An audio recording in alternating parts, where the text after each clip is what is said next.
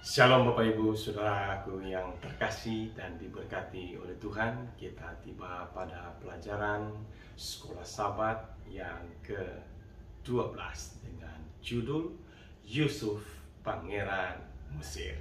Mari terlebih dahulu kita tunduk kepala kita satu di dalam doa. Bapa di sorga, kami memohon kiranya Roh Kudus Tuhan boleh bekerja bagi kami untuk boleh menerima dan mengaplikasikan akan pelajaran ini dalam hidup kami, menjadi berkat dalam pertumbuhan rohani kami, dalam mengenal Allah dengan baik. Terima kasih Tuhan, berfirmanlah, kami siap mendengar, di dalam nama-Mu Yesus Kristus Tuhan Juru Selamat kami berdoa. Amin. Teks pelajaran kali ini terambil dari Kejadian 41 sampai 45 yang mencatat kelanjutan kisah Yusuf.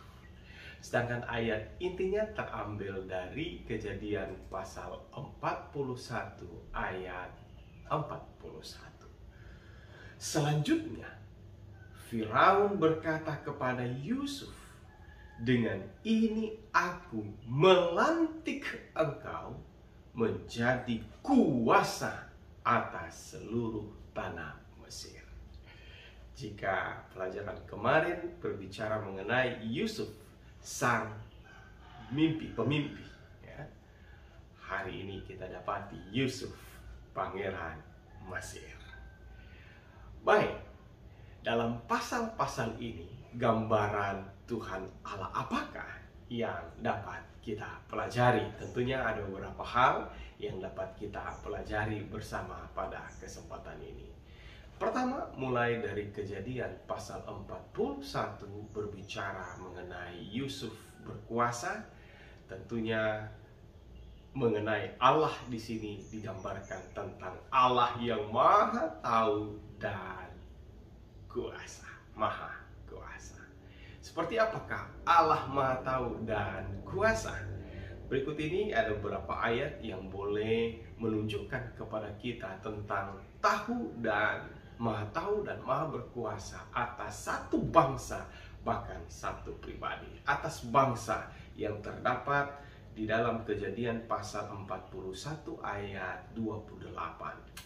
Inilah maksud perkataanku ketika aku berkata kepada tuanku Firaun, Allah telah memperlihatkan kepadaku, Firaun, apa yang hendak dilakukannya.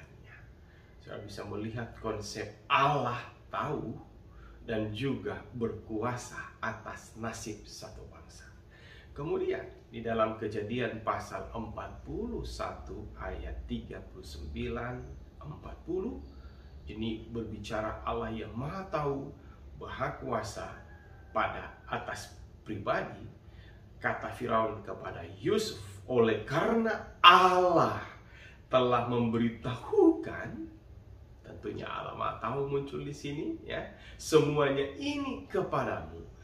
Tidaklah ada orang yang demikian berakal budi dan bijaksana seperti engkau. Engkaulah yang berkuasa atas istanaku, dan kepada perintahmu seluruh rakyatku akan taat. Hanya takhta inilah kelebihanku daripadamu. Sama halnya ketika Potifar memberikan kepercayaan seluruh kecuali hidupnya, keluarganya. Baik, jadi ketika dia dijual umur 17 tahun, ya, yang muncul di Kejadian pasal 37 ayat 2, sekarang ia telah berumur 30 tahun waktu dia menghadap Firaun di pasal 41 ayat 46. Berarti berada di Mesir, baik di rumah Potifar, di penjara, itu sudah ada 13 tahun.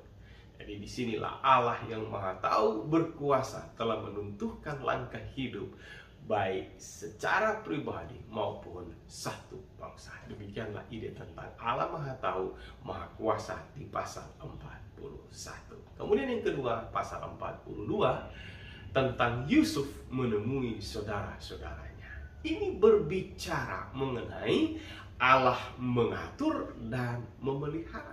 Seperti apakah konsep ini ditemukan di dalam pasal 42?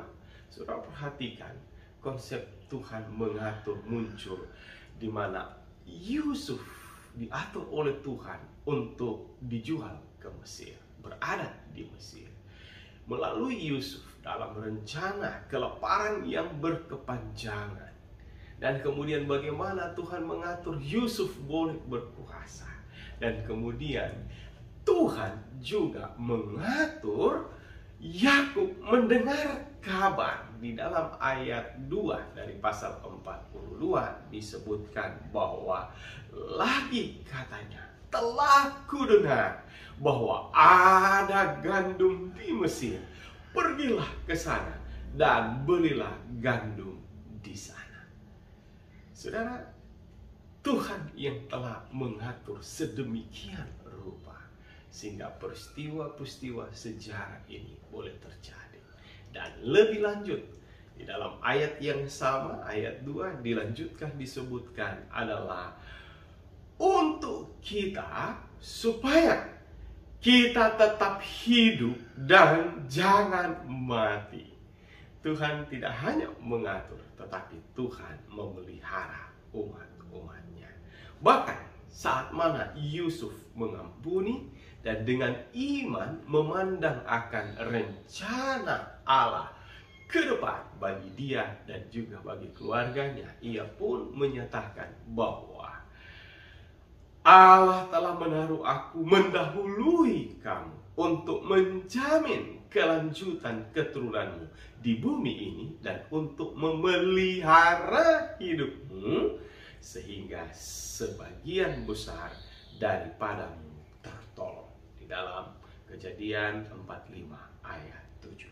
Demikianlah ide tentang Allah mengatur dan Allah memelihara di pasal 42. Kemudian yang ketiga, Kejadian pasal 43-44 tentang Yusuf dan Benyamin dan piala perak. Ya. Ini berbicara mengenai Allah menguji, bisa juga sekaligus menghakimi dan mengubahkan. Yusuf hadir dalam kisah pertemuan dengan semua saudara-saudaranya, termasuk Benyamin, menampilkan sosok Allah yang sedang menguji, menghakimi, dan mengubah setiap pribadi. Ada dua hal yang menonjol yang dilakukan oleh Yusuf di pasal 43-44. Yang pertama, sikap pilih kasih yang dia tunjukkan kepada Benyamin. Kemudian yang kedua, menaruh piala perak di dalam karung Benyamin. Tujuan Allah melalui tindakan Yusuf ini adalah menguji, menghakimi, dan mengubah perilaku daripada saudara-saudaranya. Namun ternyata ya, sikap pilih kasih ini tidak mengganggu mereka karena kasus ya seperti kasus ketika Yusuf menjadi favorit ayahnya bertahun-tahun yang lalu yang telah menyebabkan tindakan buruk mereka terhadap saudara tiri mereka dan membuat menderita ayah mereka sendiri. Kejadian pasal 37 ayat 34. Sedangkan piala ajaib bagi Yusuf adalah untuk membangkitkan dalam hati saudara-saudaranya rasa bersalah mereka terhadap Tuhan. Di sini ide menghakimi muncul dan mereka khususnya Yehuda mengakui kejahatannya yang ditemukan Allah di dalam dirinya dan saudara-saudara lainnya di dalam Kejadian pasal 44 ayat 16 serta menyadari bahwa mencuri piala berharga itu akan membenarkan atau konsekuensinya menerima hukuman yang berat dan dengan demikian menguji pemikiran saudara-saudara lainnya. Intensitas emosi dan reaksi mereka begitu signifikan. Mereka semua bersatu dalam rasa sakit yang sama, mengkhawatirkan Benyamin yang akan tersesat seperti Yusuf dan seperti dia menjadi budak di Mesir, meskipun sama-sama keduanya tidak bersalah. Inilah sebabnya mengapa Yehuda mengusulkan agar ia diambil sebagai budak, sebagai ganti dari Benyamin yang muncul di pasal 44 ayat 33. Yehuda menampilkan dirinya sebagai korban pengganti yang tujuannya untuk mengatasi celaka yang disebutkan di ayat 43. Celaka yang akan menghancurkan ayahnya. Yusuf memainkan permainan hukum dan penebusan bagi saudara-saudaranya dalam konteks ini. Ya, kemudian kita bisa mendapati pena inspirasi menyebutkan dengan cara menganak emaskan Benyamin itu, Yusuf ingin memastikan apakah saudara-saudaranya yang bungsu itu diperlakukan dengan rasa cemburu serta dengki seperti yang telah dinyatakan kepada dirinya. Masih menyangka bahwa Yusuf tidak mengerti bahasa mereka, saudara-saudaranya itu dengan leluasa bercakap-cakap satu dengan yang lainnya. Dengan demikian ia mempunyai satu peluang yang baik untuk mempelajari perasaan mereka yang sebenarnya.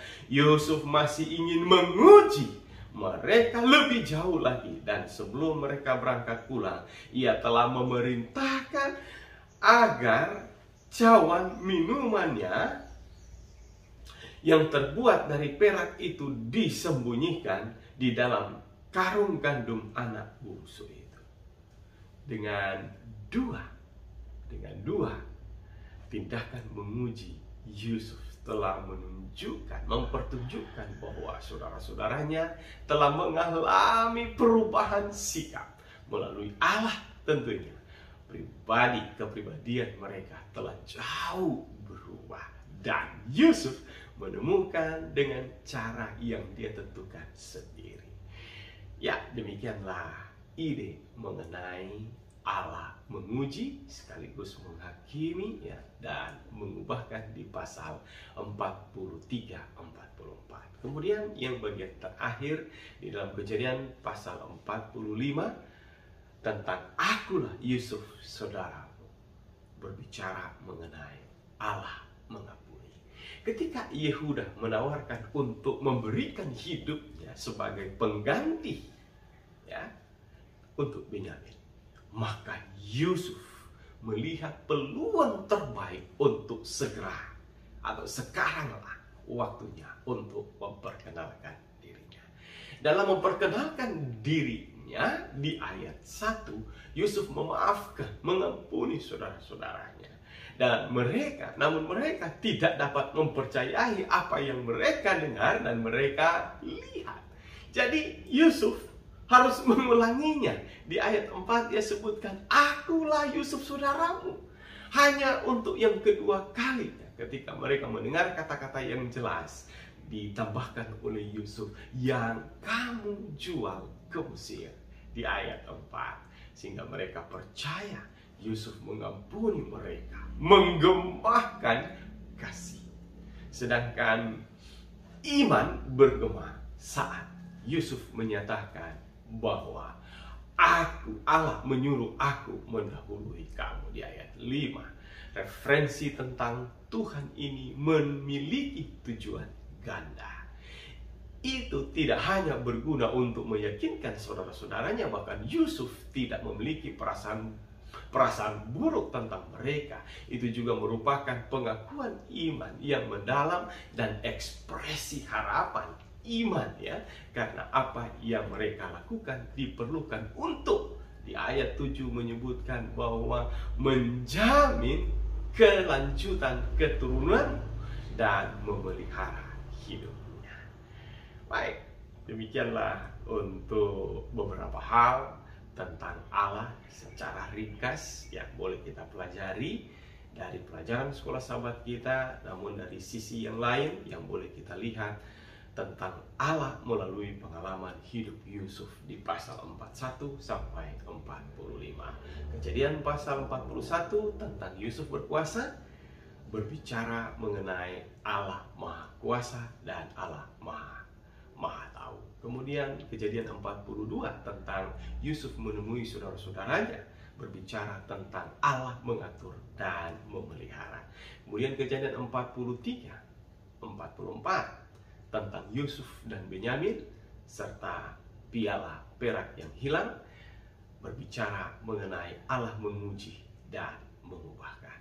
Kemudian di dalam Kejadian pasal 45 tentang akulah Yusuf saudaramu, berbicara tentang Allah mengampuni. Kiranya apa yang boleh kita simpulkan tentang Allah di dalam pelajaran kali ini boleh menolong kita memahami tentang Allah yang sedemikian rupa telah bekerja di dalam kehidupan Yusuf dan saudara-saudara, akan juga hal yang sama akan juga bekerja bagi diri kita masing-masing dan juga hubungan interaksi sosial dan pada saudara-saudara kita dan juga saudara-saudara seiman kita. Mari kita berdoa.